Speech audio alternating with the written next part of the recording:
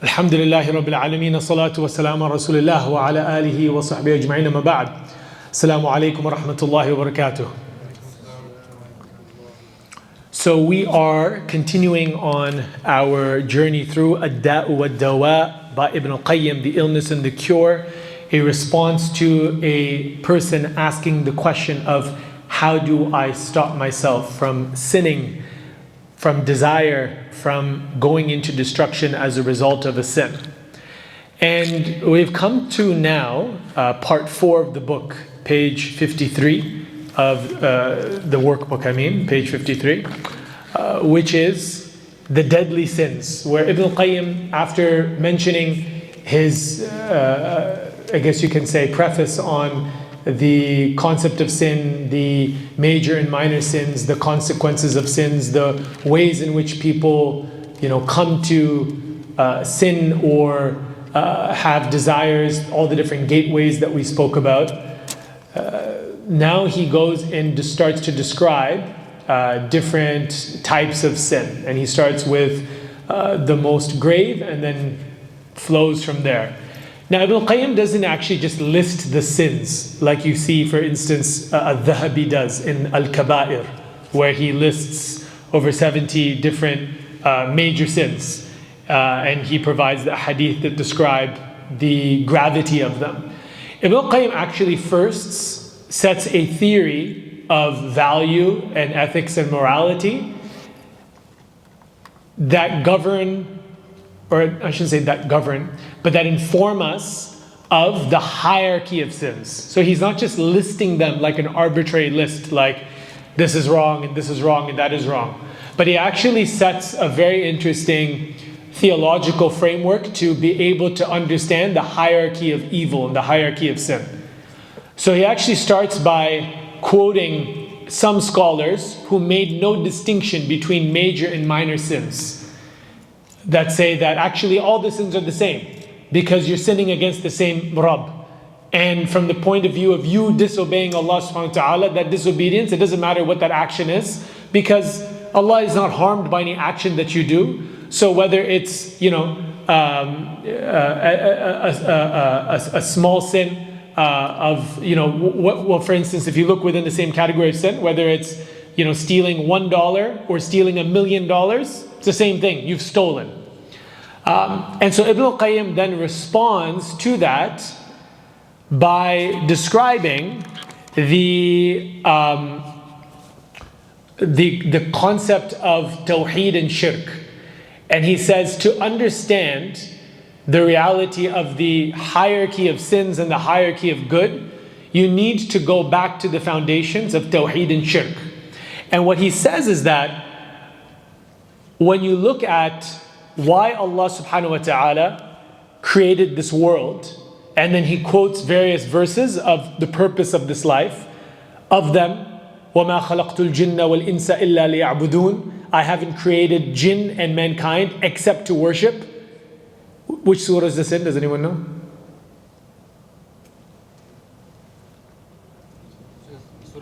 Surah Dhariyat, very good. Alhamdulillah.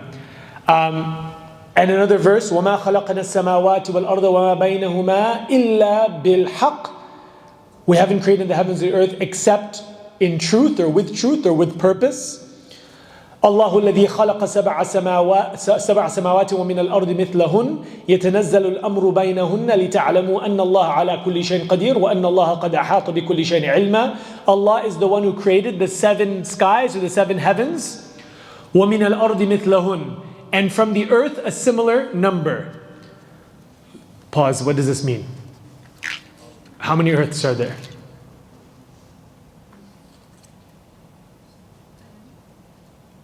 How many earths?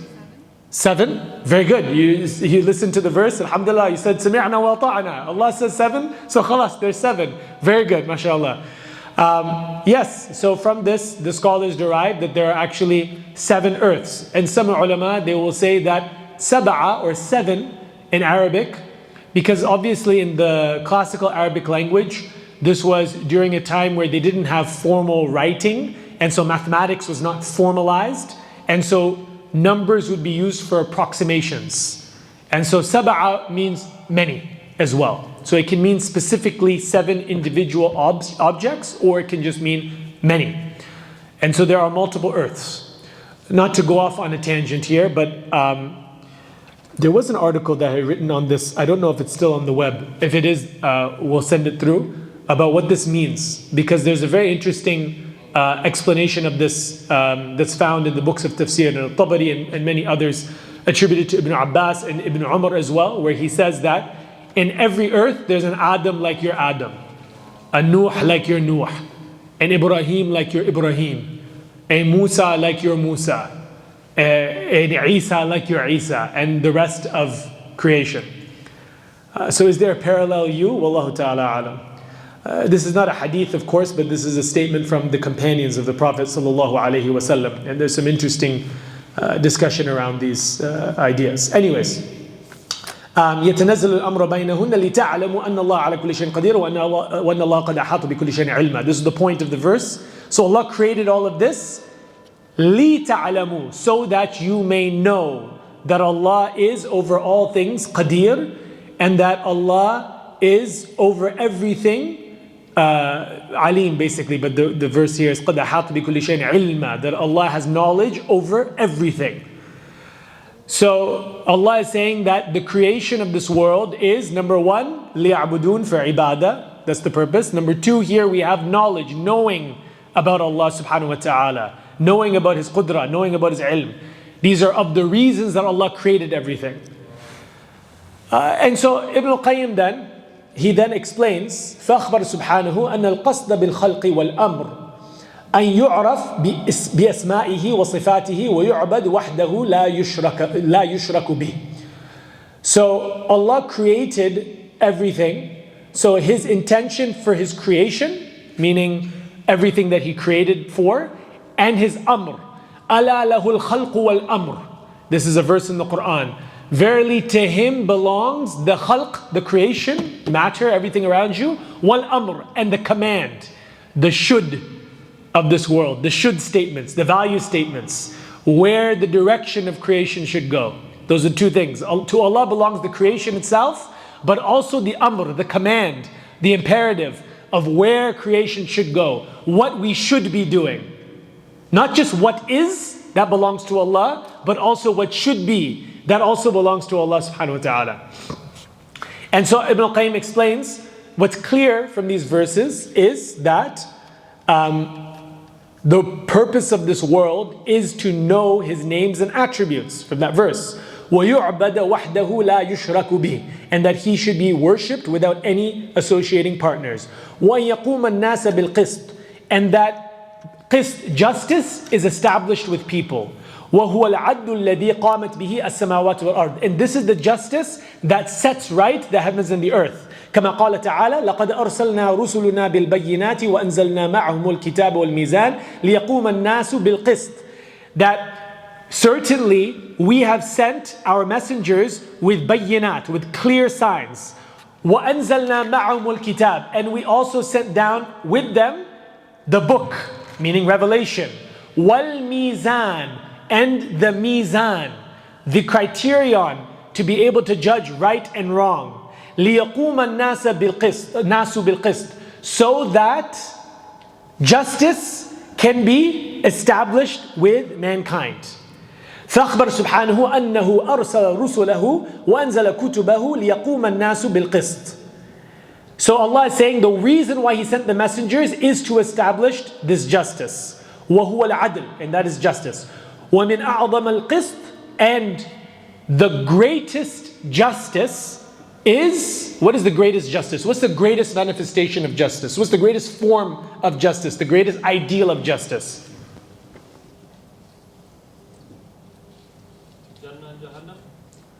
Jannah and Jahannam, yeah, okay, khalas, you got me there, mashallah, very good. I didn't word the question properly, and you're completely correct. The greatest manifestation of justice would be Jahannam, not Jannah. Jannah is not justice, Jannah is Rahmah. So you're half right. But in any case, what is in this world the greatest action of justice that a person can do?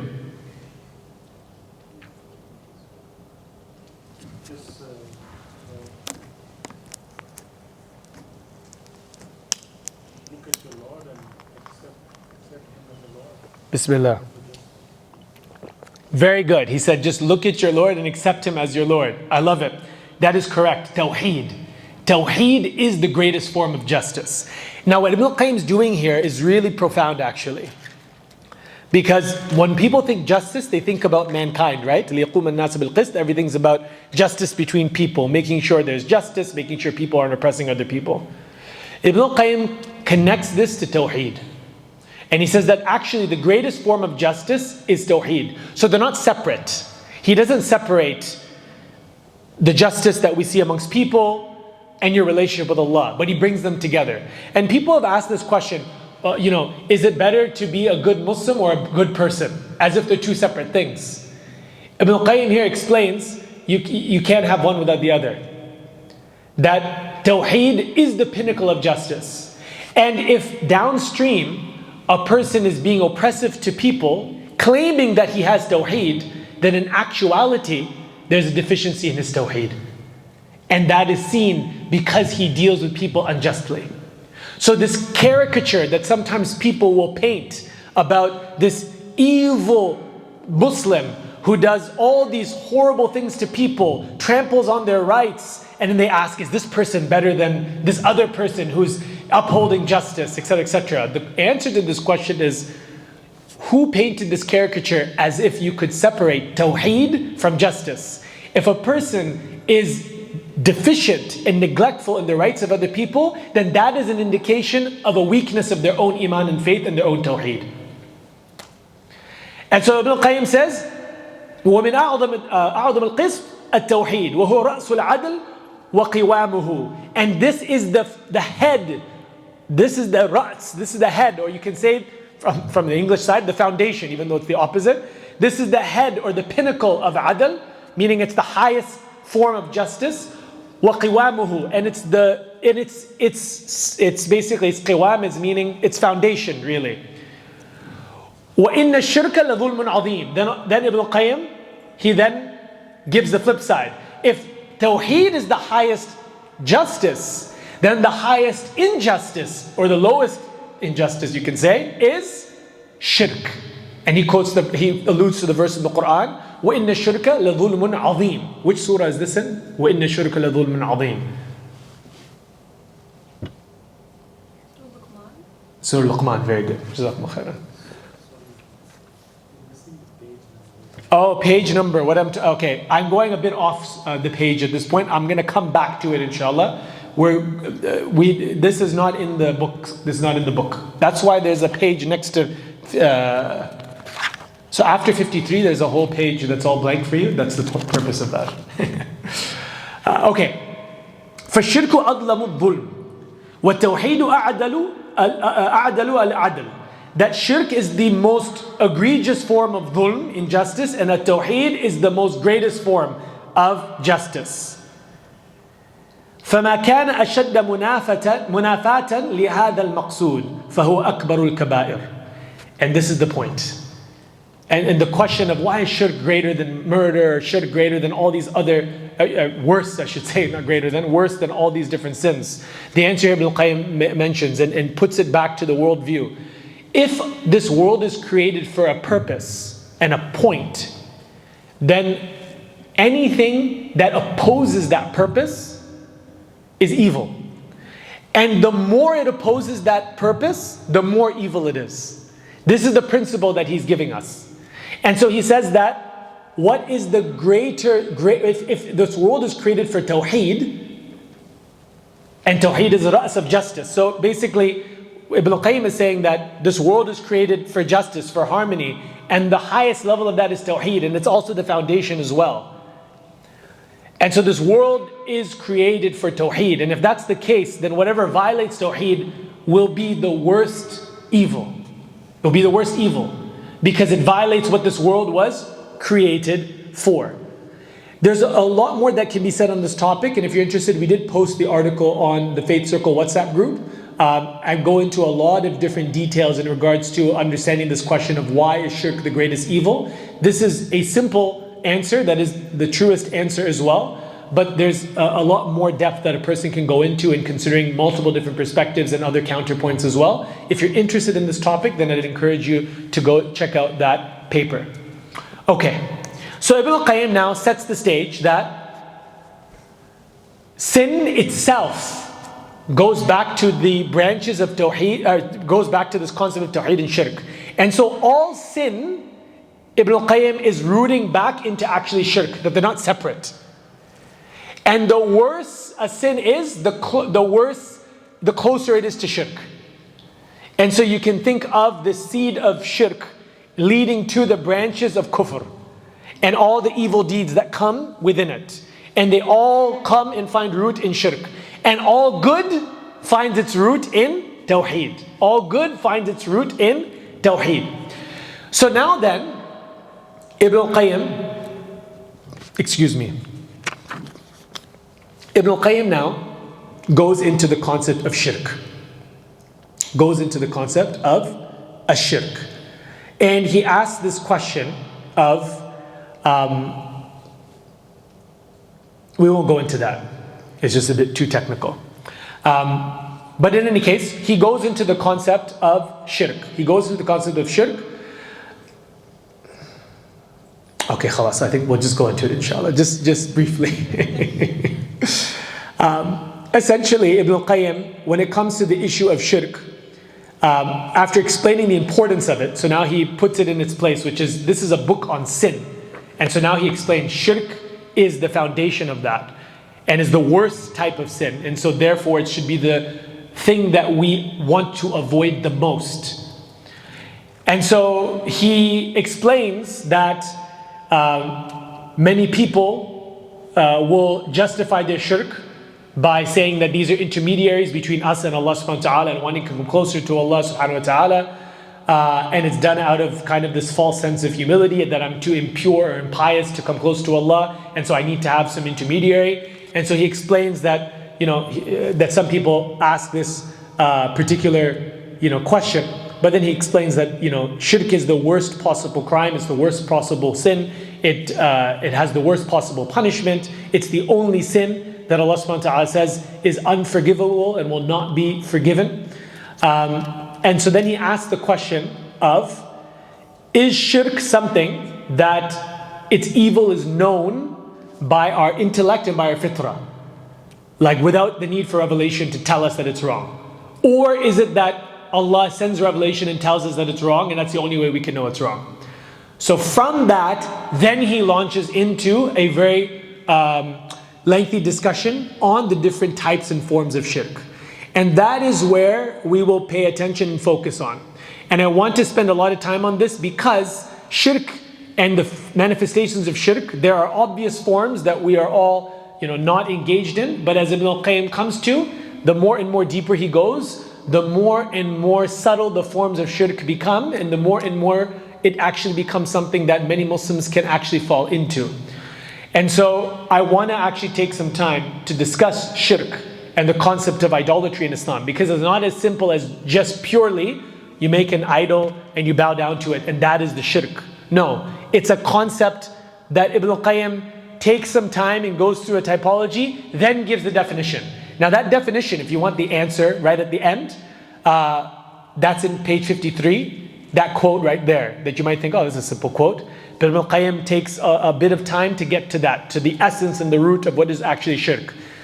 Because he's attempting to conceptualize shirk in a way that it's not just a simple action, but it is the antithesis of Tawhid. It is the lifestyle of the asi, of the disobedient, defiant one. That shirk is that a person comes to this world and there's two paths that they can walk upon: the path of shirk or the path of Tawheed. And so it's not just a one sin out of all different types of sin that a person can commit. It is the beginning of evil. You can see the definition there. We'll get to it in a bit. In fact, probably if you go to page 55, that would probably be a better place to turn to. So, what are the types of shirk? So then he goes and he explains the different types of shirk. So broadly, broadly, and it gets a bit convoluted because he subcategorizes, and you kind of get lost. And I think actually a few of the notes have also gotten a bit lost in the categorizations of Ibn Qayyim as well. So we can correct a few things inshallah ta'ala as we go. So broadly, what's correct is it's what's there in page 55. Broadly, there are two types of shirk. There is the shirk that is connected to شرك يتعلق بذات المعبود وأسمائه وصفاته وفعاله.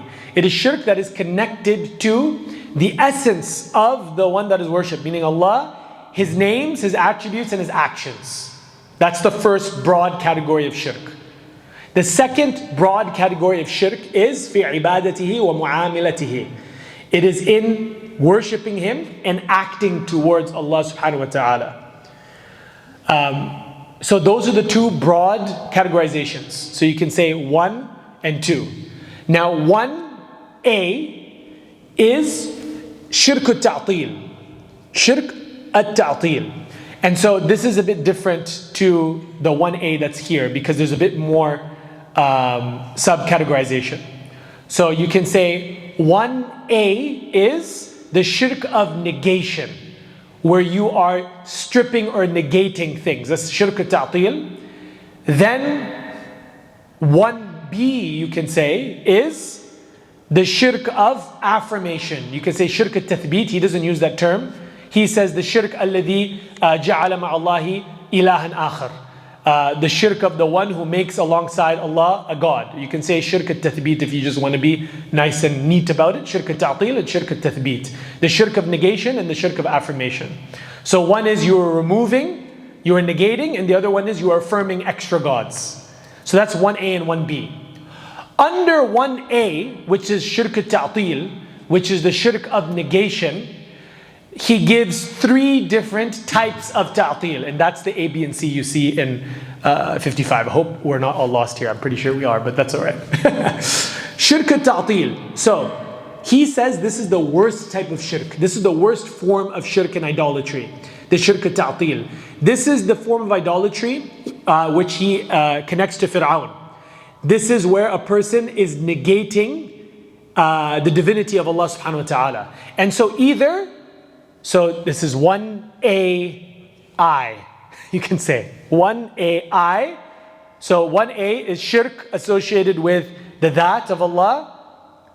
I is shirk, 1AI. Then so, astaghfirullah, never mind.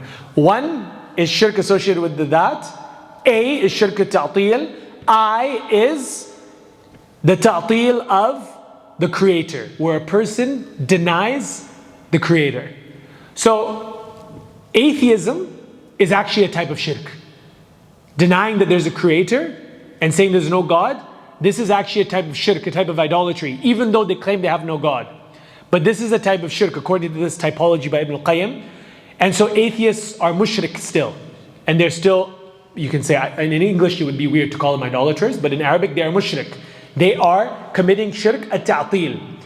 And historically, we know Fir'aun, he was also an atheist because he disbelieved in this Lord that Musa alayhi salam came with. And he said, Ya Haman, Ya Haman ibn li sarhan لعلي أبلغ الأسباب أسباب السماوات فأطلع إلى إله موسى وإني لأظنه كاذبا. O Haman, construct for me a building so that I can speak to this Lord of Musa that he claims is up above the heavens, and then because I think that he's lying. So Fir'aun committed this type of shirk, shirk al-ta'til, and so Ibn Qayyim says shirk al-ta'til is the worst type of shirk, even worse than, as we're going to come to, the shirk of the 1B, which is the shirk of the one who makes a God alongside Allah, because they've completely denied Allah outright. So 1AI is ta'til of the creator. 1AI is the ta'til of the perfection of Allah subhanahu wa ta'ala and the creator. And so you don't deny that there's a creator, but you say that this creator is, deficient in one way. He doesn't know everything that's happening. he is unjust or unfair, or he doesn't have his perfect names and attributes. This is 1A double I, the ta'til of perfection and the creator. And so the groups like the Jahmiyyah and others, they're the ones who fall under this category. 1A triple I is the ta'til of the obligations, rejecting the obligations of Tawhid is what's written there. I think that's a fine translation. The examples given are not correct though. Christianity, idolaters, and sun worship, this doesn't fall under rejecting the obligations of Tawhid. What this is referring to, this ta'til, it's referring to the mu'amila. What is the action? عَمَّا يَجِبُ عَلَى الْعَبْدِ مِنْ حَقِيقَةِ التَّوْحِيدِ. The things that the servant ought to do by the right of Allah's Tawheed. And so what would fit under this would be deism, this concept of deism. This idea that, oh yeah, there's a God, but He doesn't really have any impact on my life. I don't have to do anything towards Him. I don't have to worship Him. He's just there. Higher being that's just out there, creating the universe. So these are the three different types of ta'til. And each time you're negating something. The first one, you're negating that's I, you're negating the creator. Double I, you're negating the perfection of the creator. Triple I, you're negating your obligation to Allah subhanahu wa ta'ala. Okay, now we're out of the I's. Now we come back to B. So 1B is the shirk of the one who makes an idol or a rival alongside Allah subhanahu wa ta'ala. And the example of this are the Christians, the Trinitarians, the idolaters, and the sun worshippers. So this is 1B. This is 1B. And Ibn al-Qayyim describes the different groups that do this. And if you want to go into comparative religions, which I don't think is that interesting, so that's all right. We can leave that inshallah ta'ala, unless you're interested, obviously. So that is 1A and 1B. The second type of shirk, which is the one that is most relevant to us, because this whole one category is something that Muslims, it's easy to be free from. This is having to do with your aqeedah, your belief. Now it has to do with your action. And this is the second type of shirk, the second category, which he says is shirk al-ibadah. The shirk of worship. Now you might think, no, khalas, I only worship Allah, I only pray salah. So he says here, وَأَمَّا الشِّرْكُ فِي الْعِبَادَةِ فَهُوَ أَسْهَلُ مِنْ هَذَا الشِّرْكِ وَأَخَفُّ أَمْرًا. As for the shirk in ibadah, then this is actually the easier type of shirk to fall into and the most subtle of them. The most subtle of them. And then he quotes these narrations, and you'll find these narrations in your book as well on page 55. الشرك في هذه الأمة أخفى من دبيب النملة. That shirk for this ummah is more subtle than a black ant. And in other narrations, a black ant on a black rock in the midst of a dark night. And the Prophet ﷺ was asked, if that is the case, how can we save ourselves from the shirk? So then the Prophet ﷺ responded by mentioning a dua that we should all learn. And it's in your books. Allahumma inni a'udhu bika an ushrika bika wa ana a'lam wa astaghfiruka lima la a'lam. O Allah, I take refuge in you from committing shirk with you of that which I know, and I ask your forgiveness for that which I don't know. Now pause here. We just said that shirk is unforgivable. So how come here we're asking Allah to forgive it? What do you guys think?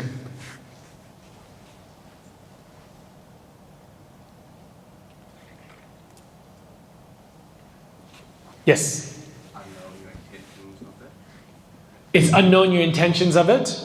Yeah, it's unknown. Very good. Number one is this udhr bil jahl, that you're saying lima la a'lam, that which I don't know. So there was a jahl pointed. But then if it's out of ignorance, then you're not held to account anyways.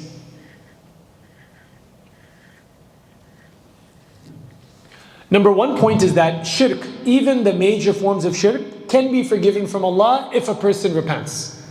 When we say it's not forgiven, it means that on the Day of Judgment, if a person doesn't ask Allah for forgiveness in this dunya, then on the Day of Judgment it will not be forgiven, guaranteed. Whereas everything else, every other sin, even if you don't do tawbah or ask Allah for forgiveness, it's possible that Allah will forgive you in the akhirah. That's the mercy of Allah subhanahu wa ta'ala. But the one thing that you need to do tawbah from in this world is shirk. So there's this dua there that I encourage you to memorize. Umar ibn al-Khattab radiallahu anh, he had his own special dua as well that he would say, Allahumma ja'ala amali salihan waj'alhu laka khalisan wa la taj'al li ahadan fihi shay'an. Oh Allah, make all my actions good and righteous and make them all pure for you, and do not allow me to allow any portion of it to anyone else.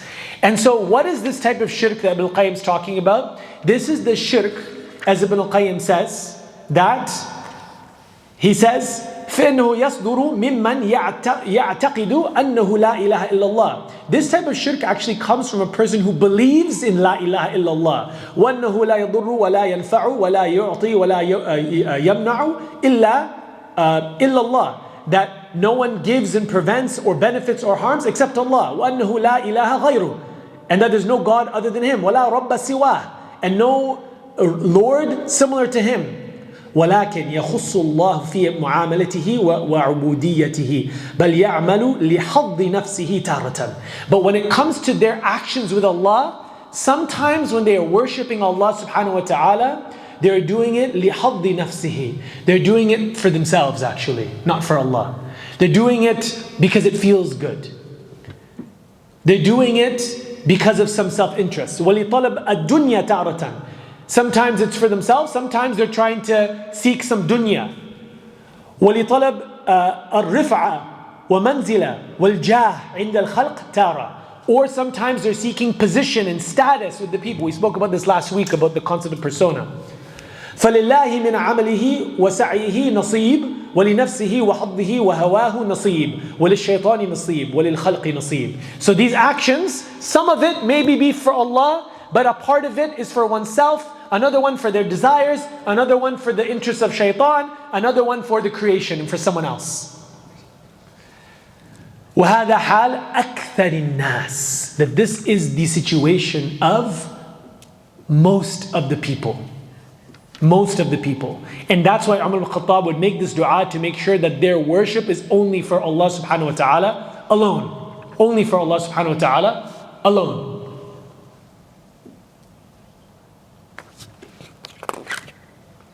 Then Ibn al-Qayyim, he goes into, well actually what he does is, of this type of shirk, he explains some of it is maghfur. So even in this category, there could be something that could be forgiven. And those are things that a person does, for instance, for the sake of Allah primarily, but a portion might be riyah, showing off in a bit that comes in, and it's a muddied intention. So that part may be forgiven by Allah subhanahu wa ta'ala. So there is a shirk in this category that is maghfur, and then there is one that is ghayr maghfur. There is one that is unforgivable.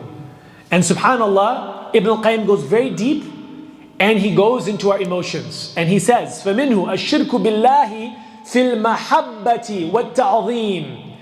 That a person who commits shirk in their love, in their mahabba, and ta'zeem, and their ultimate respect and reverence. أن يحب مخلوقا كما يحب الله فهذا من الشرك الذي لا يغفره الله. That they love the creation like they love Allah, and this is the type of shirk that Allah will not forgive. وهو الشرك الذي قال سبحانه فيه ومن الناس من يتخذ من دون الله أندادا يحبونهم كحب الله والذين آمنوا أشد حبا لله. And from mankind are those who take alongside Allah rivals. They love them like they should be loving Allah. وَالَّذِينَ آمَنُوا أَشَدُّ حُبًّا لِلَّهِ. But those who believe are greater in their love for Allah subhanahu wa ta'ala. And so he explains that وَمَعْلُومًا أَنَّهُمْ مَا سَوَّوْهُمْ بِهِ سُبْحَانَهُ فِي الْخَلْقِ وَالرِّزْقِ وَالْإِمَاتَةِ والإحياء والملك والقدرة. That we know this concept of إِذْ نُسَوِّيكُمْ بِرَبِّ الْعَالَمِينَ, that you made the Rabb similar to other people or other things in your idols. We understand this when it comes to like giving rizq or bringing life or causing death. But Ibn al-Qayyim says, وَإِنَّمَا سَوَّوْهُمْ بِهِ فِي الْحُبِّ وَالتَّأَلُّهِ وَالْخُضُوعِ وَتَذَلُّلْ لَهُمْ. That actually, it's not just that you're making idols and saying some of them are creating, some of them have a portion in distributing the rizq or whatever it may be. But actually, you are in your heart making these people, these ideas, these goals at the same level of love, desire and ambition as Allah subhanahu wa ta'ala. The same level of reverence, the same level of subservience. And that's scary, because that's within the heart. And then Ibn al-Qayyim says, وَهَذَا غَايَةُ الْجَهْلِ وَالظُّلْمِ. This is the pinnacle of ignorance and oppression. فَكَيْفَ يُسَوَّى التُّرَابِ بِرَبِّ الْأَرْبَابِ. How can a person make dirt similar in any way to the Lord of all lords?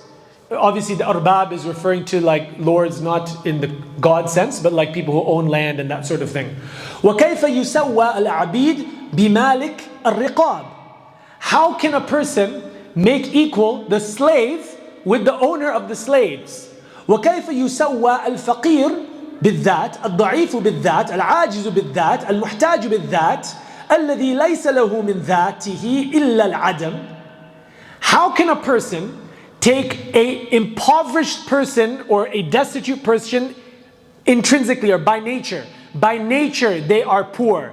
By nature they are weak. By nature they are unable. By nature they are needy, meaning human beings, meaning creation, meaning anything other than Allah. الَّذِي لَيْسَ لَهُ مِنْ ذَاتِهِ إِلَّا الْعَدَمِ. And in fact, from their essence or from their nature is non-existence. Because none of them can exist on their own. They all require Allah to create them. And how can they يسوى, make these the same as القادر بالذات الذي غناه وقدرته وملكه وجوده وإحسانه وعلمه ورحمته وكماله المطلق التام من لوازم ذاته. Ya salam.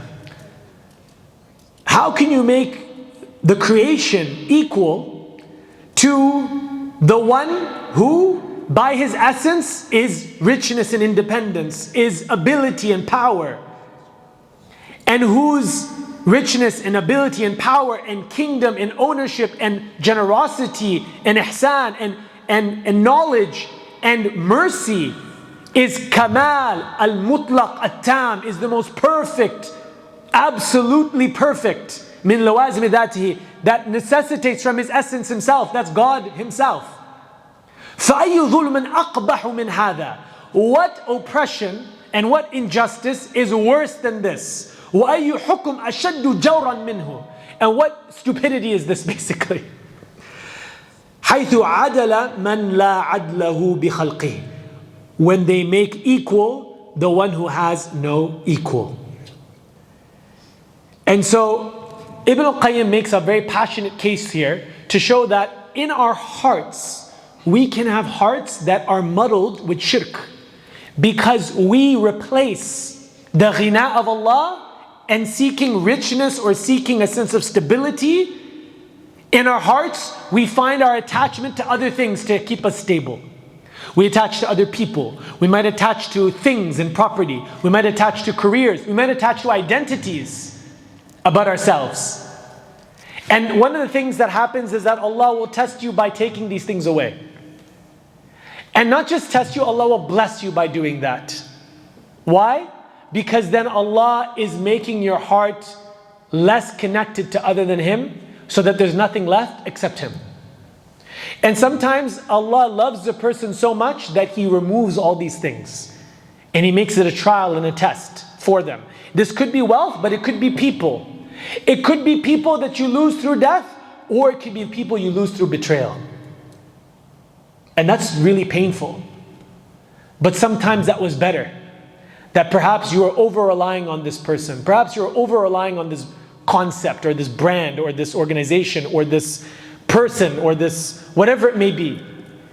And perhaps Allah is then removing this. And this is what we see in the sunnah of Allah in the Prophet's life. Everyone was removed from him to reach that perfection of Tawhid.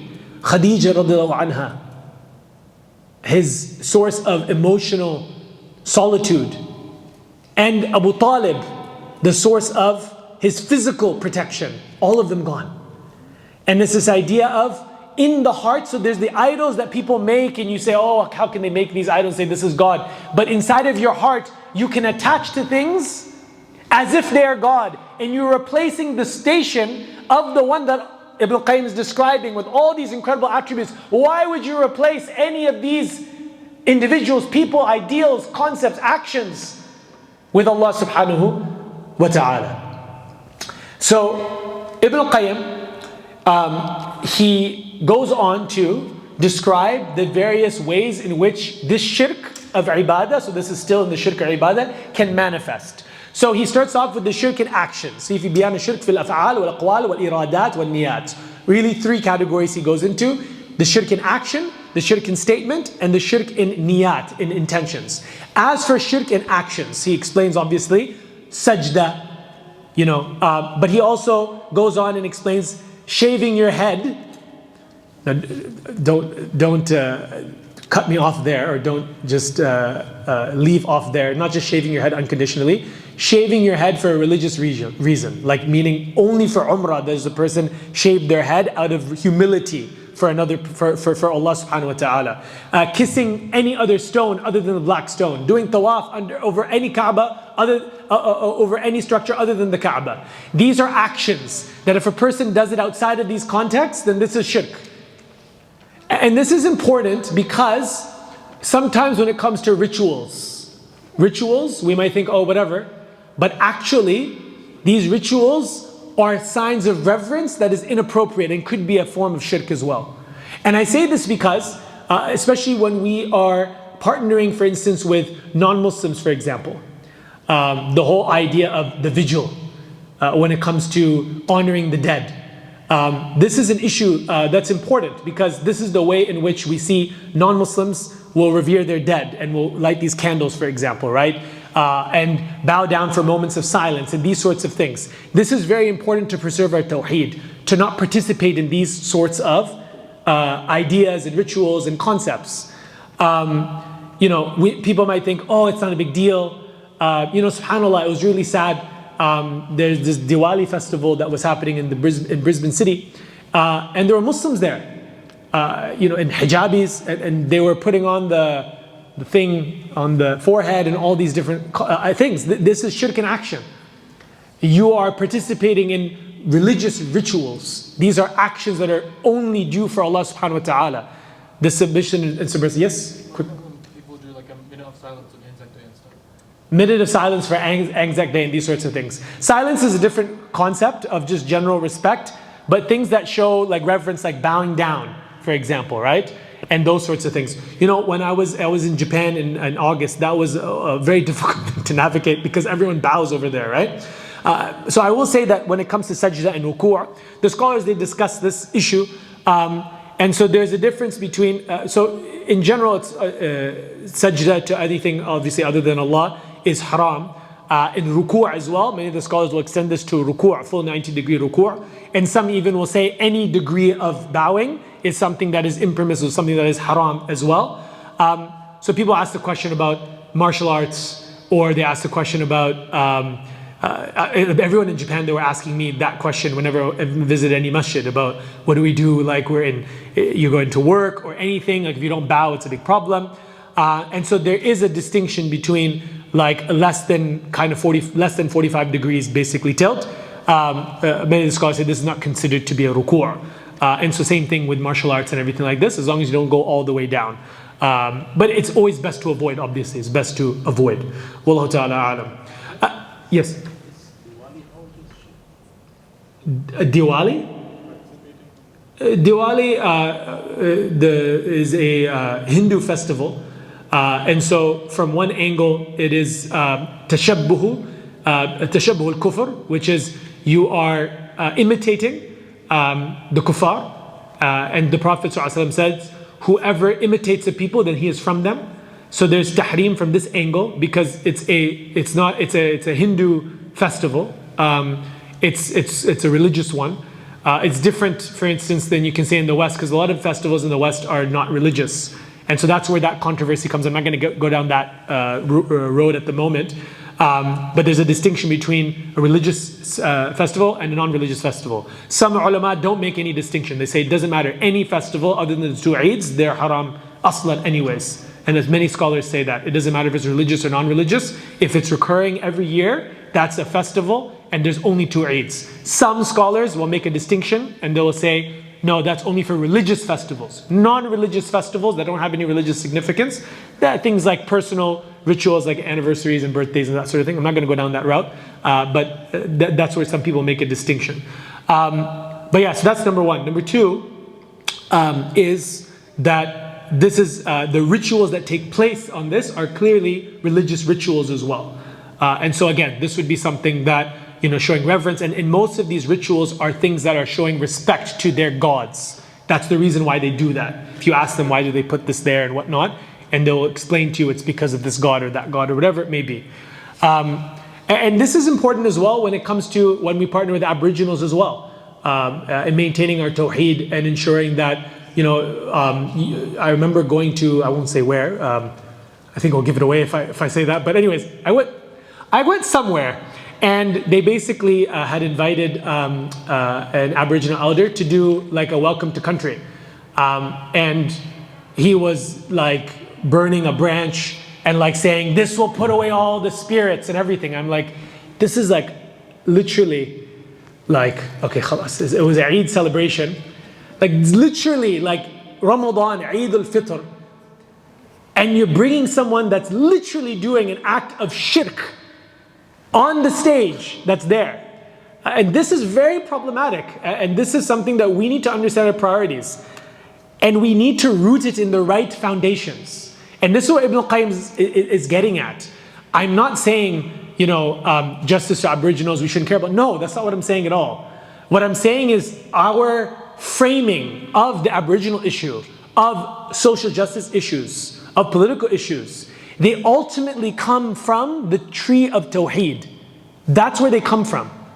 That is the place in which we need to frame what is happening. And so obviously something's going to go against that. Khalas, why would we engage in that? So these are things that are very important, especially when we're engaged in things like interfaith and that sort of thing. It's really important to be careful in this type of participation. We'll stop it there, inshallah, and we'll continue on because I see our dear sister Rita. I did see her somewhere. Where is she? Okay, there she is in the back. Alhamdulillah, very good. So we will stop here, inshallah. And what I might do is I'll just take two questions, if anyone has any questions from everything that's discussed, and then we'll invite her over, inshallah ta'ala, for her presentation and her Q&A as well. So we'll stop it there, inshallah. We'll continue and we'll probably we'll really finish up a shirk and we'll move on to zina and murder next week, inshallah. We won't do that. We will talk about it. That sounded really wrong. We will talk about the evil of murder and zina. Yes.